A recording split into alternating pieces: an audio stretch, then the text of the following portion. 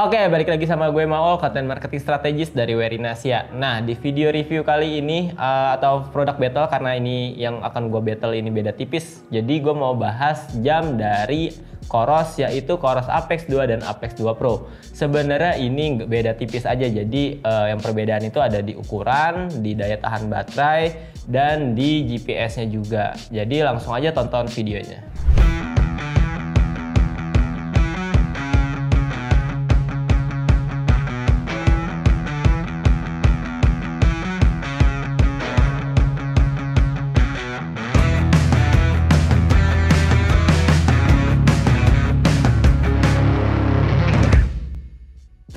Oke, yang pertama gue mau bahas dari segi desain dan material dulu. Jadi kalau kalian lihat di sini udah terlihat perbedaannya, yaitu Apex 2 Pro ini terlihat lebih besar karena berukuran 46 mm, sedangkan Apex 2 43 mm. Untuk ukuran screennya, untuk Coros Apex 2 ini dia berukuran 1,2 inch, sedangkan Apex 2 Pro berukuran 1,3 inch dengan resolusi 260 pixel, sedangkan Apex 2 beresolusi 240 pixel.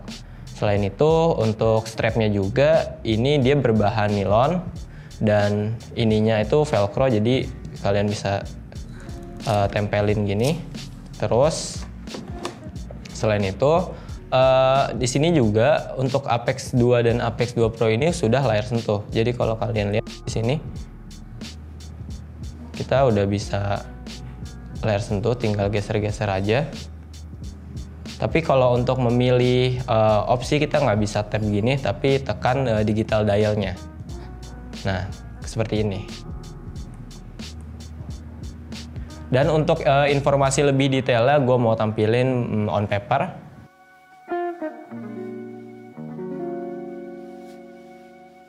Oke, selanjutnya gue mau bahas dari sisi health and activity tracking. Yang pertama gue mau bahas sleep trackingnya dulu. Jadi kayak biasa jam olahraga kayak gini kan pasti udah ada sleep trackingnya.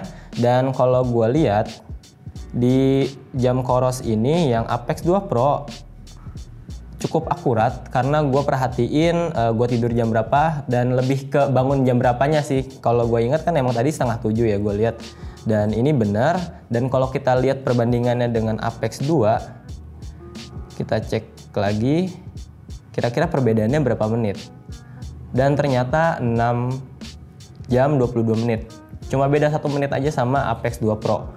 Terus kalau kita lihat di sini datanya cukup lengkap, seperti ada awake-nya berapa menit, terus di sini ada RAM, ada light dan deep-nya.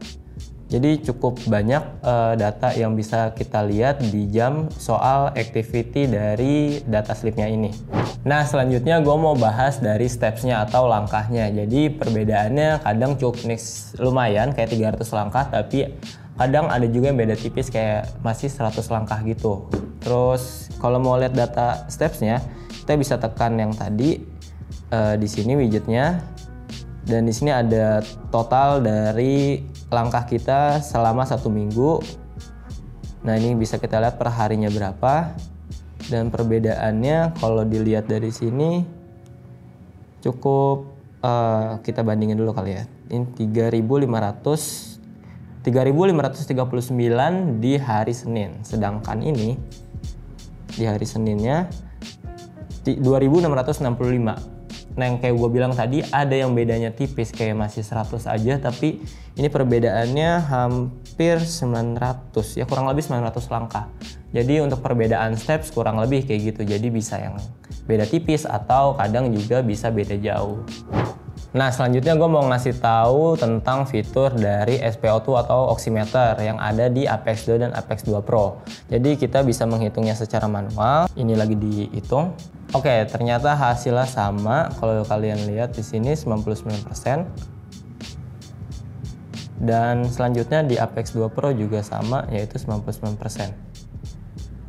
Nah, kalau kalian lihat di sini, altitude performance will be show at 2.500 meter, maksudnya nanti ada ketika kita udah di ketinggian 2.500 meter, yang gue baca sih ini akan saturasi oksigen kita akan diukur secara otomatis dan bertahap ketika kita sudah berada di ketinggian 2.500 meter. Ya biasanya sih itu untuk yang naik gunung gitu ya, biar kita tahu aklimatisasi dan dia ngasih saran kalau kita bisa lanjut naik atau kita harus stay dulu atau kita harus turun dari gunung tersebut kayak gitu.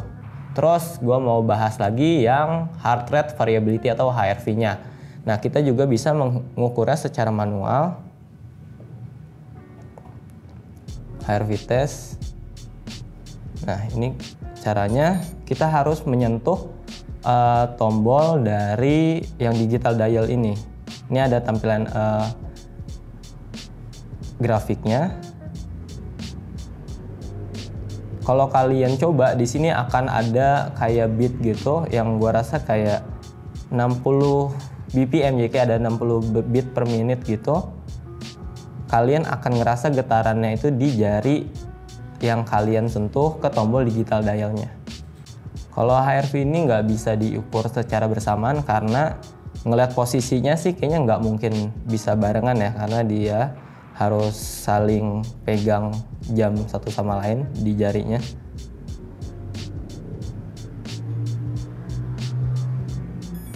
Nah, ini hasilnya. Untuk yang di Apex 2 Pro juga sama.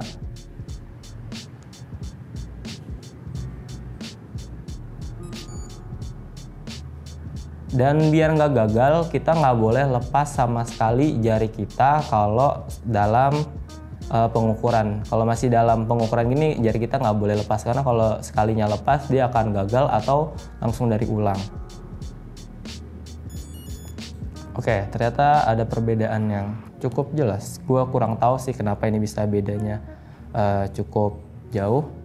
Jadi HRV index yang di Apex 2 ini 56. Terus kalau di HRV index yang Apex 2 Pro 85. Tapi kalau beberapa kali gue ukur, biasanya sih mereka beda tipis. Karena ini kebetulan kayaknya perbedaannya cukup jauh. Nah, lanjut lagi gue mau bahas sport profile-nya dulu. Jadi sebenarnya nggak terlalu beda. Ada sih perbedaan, yaitu yang di Apex 2 nggak ada yang namanya multi-pitch climb, dan sedangkan yang di Apex 2 Pro ini ada yang namanya multi-pitch climb. Tapi kalau secara general ini cukup banyak, mulai dari lari aja, ada run, ada yang indoor, terus ada yang trail dan track run. Terus untuk yang mountain-nya ini ada hike, terus juga ada mountain climb. Terus kalau yang ada di Apex 2 Pro ini, kita bisa lihat perbedaannya, yaitu kan tadi nggak ada multi pitch ya. Kalau di Apex 2 Pro ini ada yang namanya multi pitch climb. Terus untuk olahraga lainnya di sini cukup lengkap, ada full swim dan sudah open water juga. Jadi di sini kalian juga bisa untuk ikut triathlon, karena di sini juga ada sport profile, yaitu triathlon. Terus di sini juga ada yang surfing, mulai dari speed surfing, terus windsurfing. Terus di sini juga ada yang gymnya juga cukup banyak, ada gym cardio, ada GPS cardio, dan untuk yang seri winternya atau di salju, di sini juga ada ski, ada snowboard, terus ada cross country ski dan ski touring. Jadi bisa dibilang ini jam yang outdoor banget lah, buat kegiatan outdoor banget gitu. Nah, masuk ke bagian running experience. Jadi gimana sih pengalaman dari gua menggunakan 2 jam tangan ini? Jadi ya kelihatannya jam yang Apex 2 dan Apex 2 Pro ini kan cukup besar ya. Biasanya kan gue pakai 42. Tapi ternyata untuk ukuran 46 mm ini kalau gue pakai nggak ngerasa terlalu berat gitu perbedaannya. Jadi dari segi berat kayaknya nggak terlalu ketahuan lah perbedaannya. Terus mungkin gue biasanya juga pakai yang silikon. Jadi ini gue pertama kalinya pakai yang strap ini yang nilon. Jadi kalau gue pakai biasanya yang si silikon ini cepet banget keringetan atau cepet basah.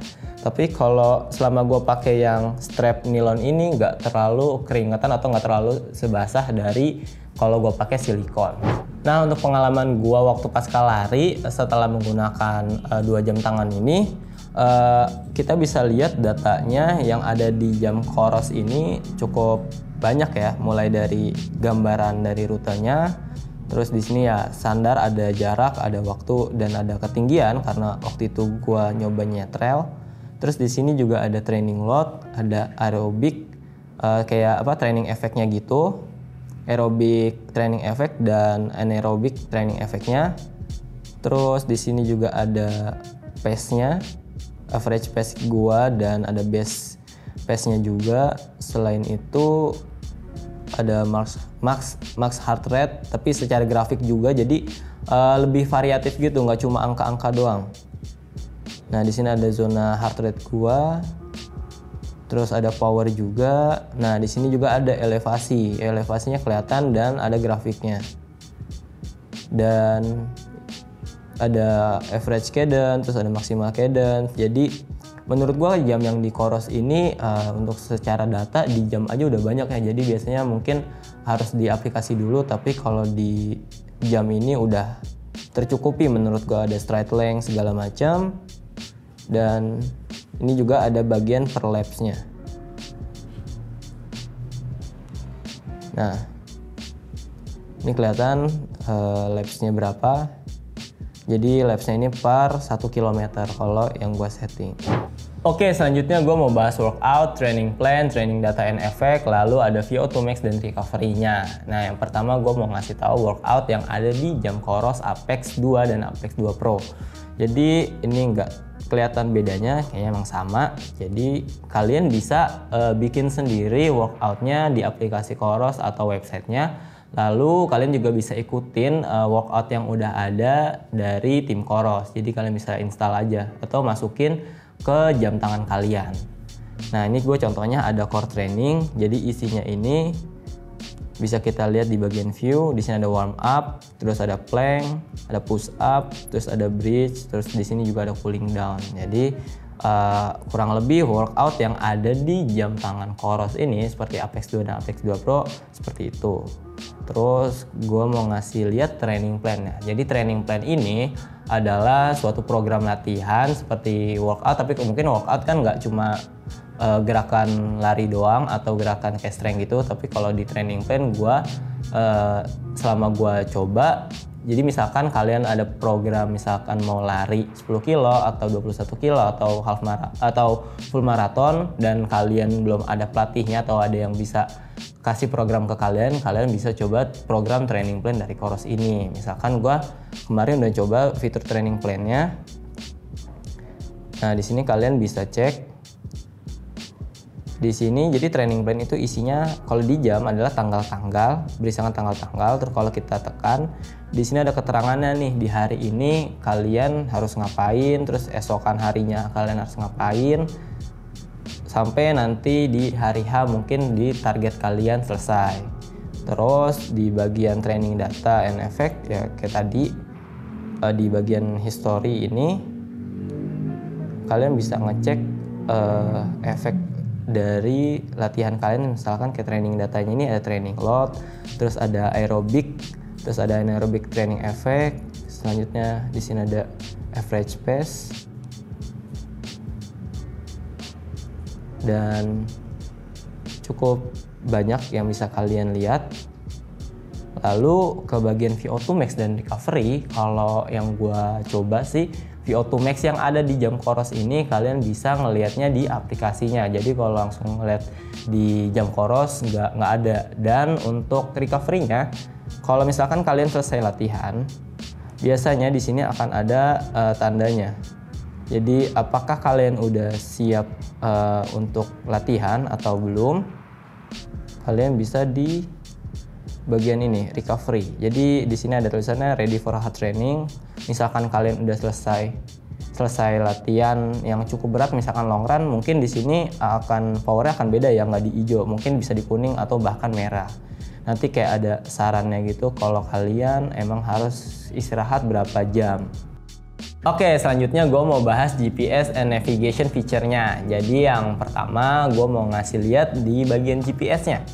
Jadi untuk sensor GPS-nya ada apa aja, satelit GPS-nya ada apa aja nanti gue tampilin. Yang perbedaan jelas dari jam Coros Apex 2 dan Apex 2 Pro yaitu kalau di Apex 2 ini cuma GPS only dan all system on.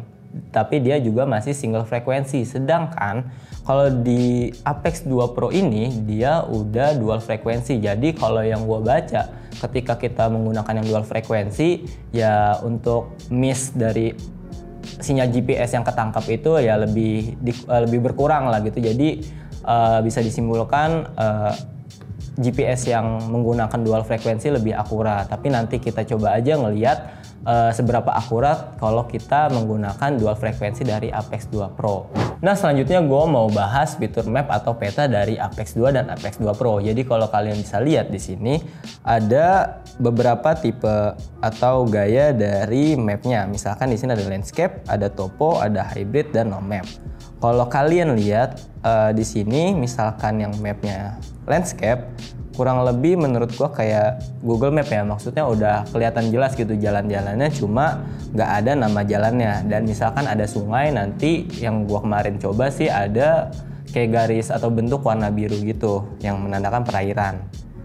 Nah kalau di Apex 2 Pro hampir sama, emang sama juga sih.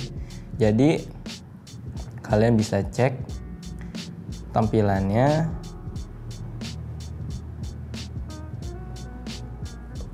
Seperti ini. Nah kalau topo itu dia agak kayak garis-garis gitu nih, yang kayak lingkaran-lingkaran gitu. Tapi kalau di perkotaan sih kayaknya nggak terlalu kelihatan ya. Nah ini map style ini topo. Dan kalau kalian baru beli, ini sih yang gue baca belum ada mapsnya. Jadi kalian harus install atau masukin dulu data mapsnya yang bisa kalian download di websitenya Khoros. Nanti ada pilihannya, kalian bisa pilih antara mau ambil negara Indonesianya aja atau kalian mau langsung benua Asia atau seluruh dunia. Jadi ya filenya cukup besar sih biasanya. Jadi yang landscape ini biasanya lebih ringan, size-nya lebih kecil walaupun tetap besar dibanding yang topo yang bisa ratusan mega sampai kalau yang gua baca sih 11 giga untuk satu benua Asia, yang emang bisa dibilang emang benua yang besar sih. Oke, selanjutnya gue mau bahas fitur checkpoint, terus ada back to start dan deviation alert. Nah yang pertama checkpoint. Yang checkpoint itu apa sih? Jadi kita bisa nih menambahkan titik tertentu, misalkan kita lagi lari yang kayak trail lah. Jadi kayak kemarin gue pernah lari itu nyebrangin kali, nah itu ada jembatan. Jadi biar gua nggak bingung lagi, gua bisa nandain kali itu sebagai checkpoint gua. Terus kita juga bisa menambahkan mungkin water station atau mungkin nanti ada warung biar kalian bisa istirahat gitu-gitu. Kalian bisa menambahkan titik lokasinya sebagai checkpoint. Selanjutnya kalau kalian nyasar, kalian lupa arah gitu, ya ini biasanya sih kalau di hutan gitu ya, bukan yang kayak di road. Mungkin kalau di road kemungkinan nyasar kayaknya sedikit, tapi kalau misalkan kalian di tempat yang banyak pohon yang kalian bisa lupa ini belok mana, kalian bisa menggunakan fitur back to start untuk kembali ke titik awal. Jadi ketika kalian lupa nih, ini mau arah kemana ya, terus kalau misalkan belum ada rutenya, ya kalian tinggal balik aja mengikuti jalur yang kalian lalui sebelumnya. Lanjut lagi ke bagian deviation alert. Jadi kalau yang kemarin gue coba itu tuh misalkan kita udah punya rute nih, udah bikin rutenya, terus kita belok, harusnya belok kiri atau lurus, kita malah belok kanan. Nah itu dia ngasih tahu nih alert kalau kita tuh salah jalan gitu. Kita harus balik lagi ke titik yang seharusnya. Oke, selanjutnya gue mau bahas fitur course. Jadi gimana sih cara navigasi menggunakan rute yang telah tersedia atau telah ada sebelumnya. Nah kalian bisa ngecek ke bagian navigation. Di sini banyak fitur-fitur kumpulan route atau course yang telah kita simpan sebelumnya. Nah, misalkan di sini gue bikin yang di kemarin trail itu gue coba.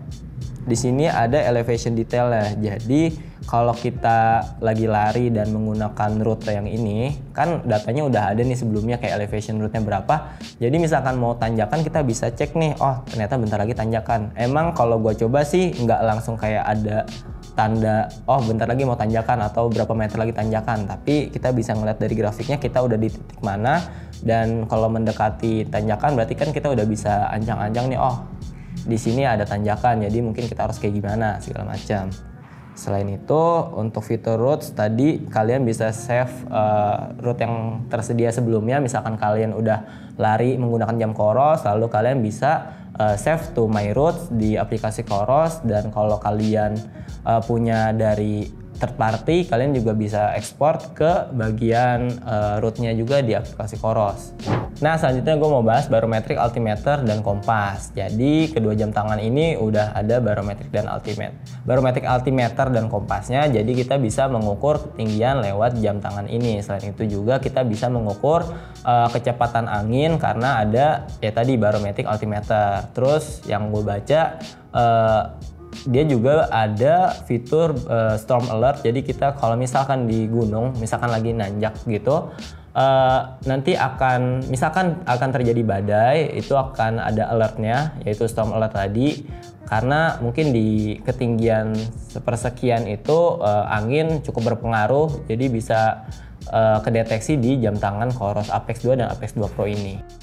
Nah, masuk ke bagian selanjutnya yaitu GPS accuracy. Jadi gue mau ngasih lihat gimana sih seberapa akurat GPS dari Apex 2 dan Apex 2 Pro. Nah, kalau Apex 2 ini gue pakai yang all system on, yang single frekuensi. Tapi kalau yang Apex 2 Pro gue coba pakai yang dual frekuensi. Jadi apakah berpengaruh itu? Coba kita lihat di sini yang warna kuning itu Apex 2 dan yang warna biru itu Apex 2 Pro. Gue nanti mau ngasih lihat di dua tempat. Jadi ini di pegunungan, nggak pegunungan banget sih, tapi banyak pohon. Jadi kalau bisa dilihat kurang lebih kayak gini. Menurut gue GPS dari kedua jam tangan ini bentuknya ya cukup rapi ya. Mungkin ada perbedaan kayak posisi nggak sama persis numpuk di satu titik atau di satu garis, tapi bentukannya tuh sama. Karena ini gue di sini cuma mau ngasih lihat kalau di daerah-daerah kayak gini kira-kira ngaruh gak sih, bikin berantakan apa enggak sih. Nah, kurang lebih kayak gini tampilannya. Secara garis menurut gue udah sama ya, nggak terlalu kelihatan bedanya, kayak nggak terlalu berantakan banget. Nah, ini bisa dibilang loh, kurang lebih hampir satu garis gitu, mepet-mepet, nggak yang jauh banget. Nah, ini mungkin di sini ada dari Apex 2 Pro, sorry, yang biru ini Apex 2 Pro. Nah, ini oke. Nah, gue mau cek lagi yang di tempat biasa kayak di stadion.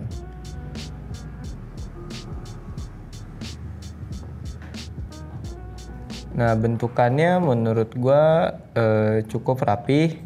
Kalau dilihat sih yang Apex 2 ini yang warna kuning dan Apex 2 Pro ini yang warna biru. Nah, kalau dilihat dari sini, gue emang ngambilnya mengambil pinggir banget. Jadi bisa dibilang yang lebih ngikut tuh yang si Apex 2 Pro ini nih. Ya walaupun emang bentukannya sama juga, cuma perbedaan posisi aja gitu. Tapi untuk bentuk rutenya dia sama. Nah, di sini juga tetap konsisten.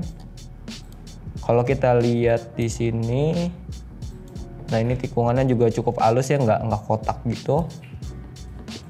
Terus di sini emang gue larinya di sebelah kanan, jadi yang minggir-minggir tuh malah yang ternyata Apex 2. Oke, ya di sini juga gue larinya di bagian kanan. Nah, tapi di sini ada yang melenceng nih gerakannya. Oke. Di sini ya emang minggir, balik ke sini. Terus kalau kita ke arah sini, oke. Menurut gua keduanya cukup sama ya. Maksudnya nggak ada yang bikin sampai tiba-tiba bikin segitiga atau tikungan tajam gitu-gitu, nggak ada. Jadi bisa dibilang GPS keduanya cukup rapi. Oke, lanjut ke bagian heart rate akurasi. Jadi sebelumnya gue menggunakan alat ketiga yaitu Polar H10 yang sebagai heart rate monitor. Jadi gue mau bikin heart rate monitor si H10 ini sebagai patokan. Nah, di sini bisa dilihat heart rate dari Polar Beat atau Polar yang H10 ini 117, dan di sini Yang mendekati ya walaupun bedanya 4 BPM, ini Chorus Apex 2 Pro di awal. Terus kalau ngeliat di sini grafiknya ada beberapa perbedaan sih. Kayak di sini Apex 2 Pro-nya malah lebih tinggi dibanding Apex 2 yang biasa dan malah lebih jauh dari Polar H10-nya, sorry. Nah, gue mau biar gampang, gue mau ngasih lihat titik-titik yang kelihatan jauh bedanya. Nah, di sini Apex 2 Pro kelihatan banget bedanya 164 BPM, sedangkan Polar heart rate yang H10 ini malah 145. Jadi dia Apex 2 ini malah lebih mendekati si Polar H10. Terus di sini heart rate H10-nya lebih tinggi dan ternyata di sini Apex 2 Pro-nya malah lebih rendah. Nah, ini juga kelihatan banget. Pokoknya kita lihat yang biru-biru itu lebih banyak, jadi yang lebih kelihatan bedanya malah yang Chorus Apex 2 Pro. Tapi kalau gue biasa pakai, biasanya emang kadang ada perbedaan, misalkan kayak beberapa BPM, tapi di beberapa latihan juga kadang mereka sama-sama persis gitu. Misalkan 163, yang sebelahnya juga 163. Jadi untuk ngomongin akurasi juga kadang kalau di sini mungkin ada Apex 2 Pro ini kurang akurat ya, karena terlihat bedanya lebih banyak gitu. Tapi kalau dipakai reguler gue biasa, gue suka perhatiin perbedaannya nggak terlalu jauh gitu. Oke, masuk ke bagian selanjutnya, yaitu gue mau ngeliat power meter dari kedua jam tangan ini. Yang menjadi penengah yaitu power meter dari Stryd.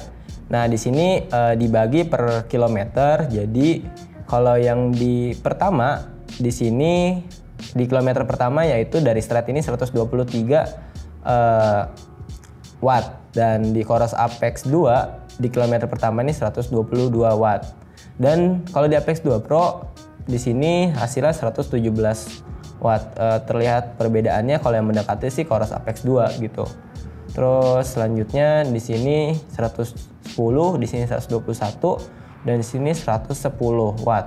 Jadi perbedaannya emang dari Stryd-nya jauh sih, tapi kalau di Chorus Apex 2 dan Apex 2 Pro-nya mirip-mirip.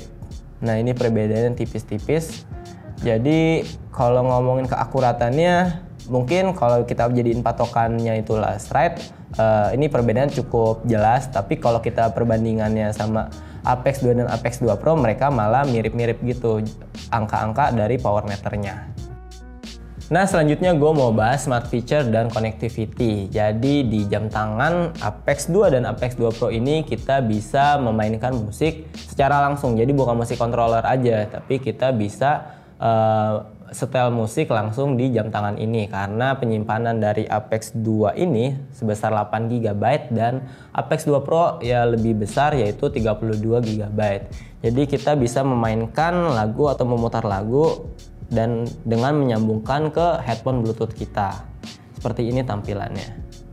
Nah, selanjutnya untuk connectivity itu kita kayak bisa support aksesoris tambahan. Sensor tambahan itu hanya support di Bluetooth aja. Jadi ENT Plus-nya ini nggak ada. Jadi misalkan kalian menggunakan Chorus Sport 2 itu kan pakai Bluetooth, jadi bisa tuh. Kalau yang pakai ENT Plus itu nggak bisa di jam tangan ini.